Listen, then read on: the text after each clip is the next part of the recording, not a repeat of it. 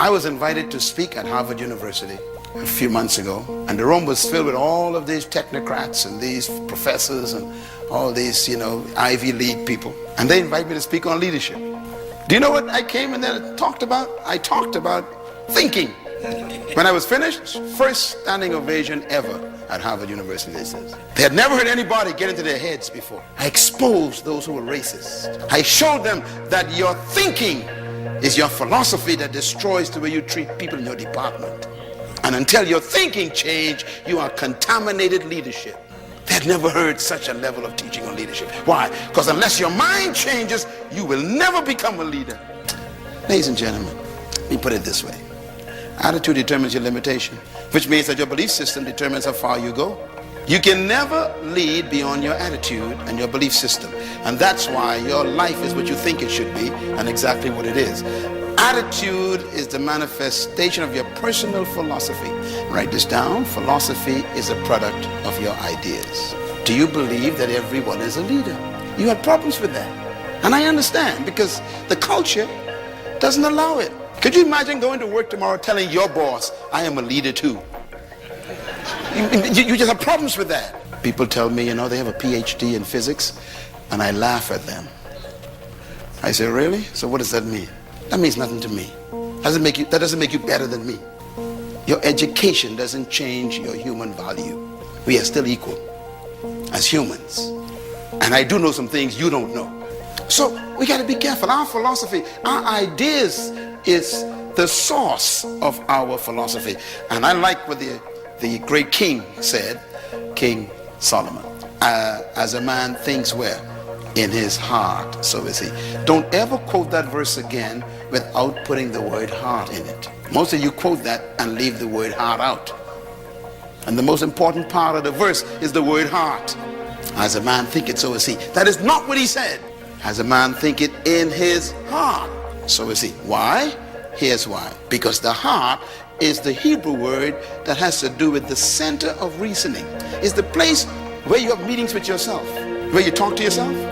That's your heart. That's the meeting place where you are reasoning with yourself. That's where you sit down and say, well, let's say now, can I do this? Can I not do it? Can I really do this? That's where you're having meetings with yourself. Because that's where your belief system is hidden. In other words, your heart is also, Paul calls it the hidden man. The psychologists would call it your subconscious mind. I call it your hard drive. This iPad got a hard drive on it. Don't trust what's on the desktop. The display, don't trust that. The stuff on the inside, that's the real thing. Now, what is your heart? Your heart is the place where you keep all the ideas you collected all your life, the ones you believe, you keep it. So when you hear the word heart in the Bible, don't point at your chest, point at your head. Blessed are the pure in heart. Don't go to your chest. Religious people go to their chest. The pump in your body is not impure. It's doing its job, pumping blood. So, blessed are the pure in heart.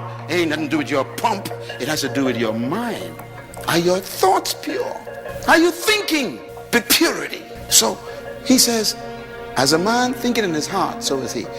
As a man thinks in his subconscious mind. What have you downloaded as your software on your hard drive that you believe? Every time someone presses a certain button in your life, whatever is there comes up. For example, there's some of you black people in this room. When a white man comes into your department, you become very nervous. And when a black man comes, you act like you don't care. In other words, there's something in your heart, your hard drive still got some problems. There's some viruses. You're sick. It's there on your hard drive. 40 years of struggle and you're still there. You ain't free yet. You just delivered. Deliverance is when you leave Egypt and enter the wilderness. Freedom is when Egypt leaves your mind. So stop telling people you're free. You are still in the wilderness. And notice what God did in the wilderness, He kept them going around in circles. 40 years going around in circles. My wife and I had an experience, I'll never forget this. We went from Israel to Egypt. And, we were going to visit Egypt for the first time.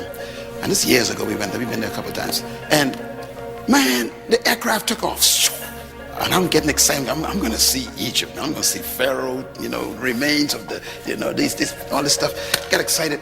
And before I could get excited, they said, we're about to land. Fasten your seatbelts. I said, wait a minute. We just took off. And the flight attendant says, yes, we're landing. I said, well, we just left. She said, yes, but we're landing. I said, what are you talking about? It's only been 20 minutes. She said, yes, we are in Egypt. 20 minutes. We are in Egypt. I said, what are we doing in Egypt already? She says, Cairo is only 20 minutes away. No, you didn't hear what I just said. Okay, let me explain it to you. It took Moses then 40 years to go from Egypt to Israel, where I was. 20 minutes.